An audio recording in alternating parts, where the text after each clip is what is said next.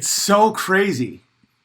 It's like Ben Shapiro's like, and all these alt-right people are calling him a faggot, and he goes like an F word, which is what they call homosexuals, and a P word, which is like female genitalia, and that Matt Walsh, who's a Catholic, that he's a race traitor, and I'm like, what?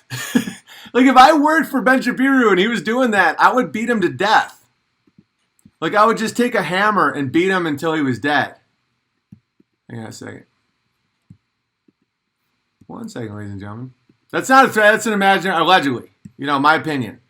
I wouldn't act. I'm not threatening Ben Shapiro. But if I was working for Ben Shapiro and he was like, Owen Benjamin's a faggot and a pussy and he's a race traitor and these people think that he's like a big tall piece of shit. It's crazy, but in reality, he's not. I'd be like, hey Ben, as soon as you're done with the speech, it's hammer time. And I'm like, and no one, dude.